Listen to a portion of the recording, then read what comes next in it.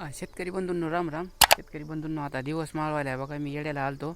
आपण काही जमीन खुरपून घेतली. बऱ्याच शेतकरी बांधवाचं म्हणणं असतं आहे की तणनाशक मारल्याच्यानंतर ऊसाला आयब होती 2-3 दिवस, एक झटका बसतंय आणि खुरपण केल्याच्यानंतर ऊसाला बी ताकद पोहोचते आणि खुरपणाचा ऊस वेगळाच दिसते. आता खुरपिल्याच्यानंतर गवत राहते का नाही राहते ते मी तुम्हाला थोडक्यात दाखवण्याचा प्रयत्न करतो.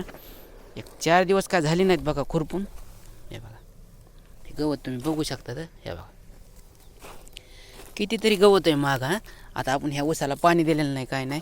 ह्या ऊसाला आपण जेव्हा केव्हा पाणी देतो का लगेच हे गवत आहे का इतकाला इतीत होणार आहे. कारण कशामुळं आजूबाजूचं गवत काढून घेतलेलं आहे आणि आता इथं एक गवत राहिलेलं आहे. ह्या गवताला ताकद भेटते. ताकद भेटली की लगेच हे वाढायला सुरुवात होते आणि लगेच ताबडतोब बियाला येते. आता वरमावरला विषय सोडून द्या, पण जे काय सरीत आपलं काम सुरू आहे ते गवत खुरपाय पाहिजे का नाही.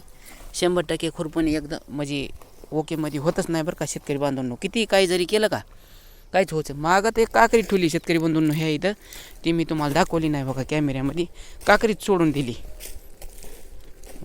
तणनाशक जर आपण जर घेतलं खर्चाचा ओली तरी ह्या बघा ही काकरी बघू शकतात. इथं खुरपच हाणलेलं नाही. हे बघा इकडे खुरपिलेलं आहे. तणनाशक जर घेतलं तर पूर्णपणे तुम्हाला सांगतो मी ओली तिली खर्चात इकडे तिकडे होईन घरचे खुरपिणार असल्यावर. पण 100% जे डोळ्यानं दिसत नाही का त्याच्या पानावर तण पडे की 100% त्याचं तणनाशक कामच करतं आहे. त्यामुळं माझा वैयक्तिक अनुभव आहे शेतकरी बंधूंनो, तणनाशकच चांगलं आहे. कारण आता ह्या वरच्या महागाईच्या काळामध्ये वेळेवर मजूर भेटत नाही. भेटलं तर खर्चा परवडत नाही, एक तर काम होत नाही. आता बोलायला खूप आहे मित्रांनो, पण आपल्या वेळेअभावी जास्त बोलता येत नाही. तुमचं काय म्हणणं आहे कमेंट करून नक्की सांगा. धन्यवाद. राम राम.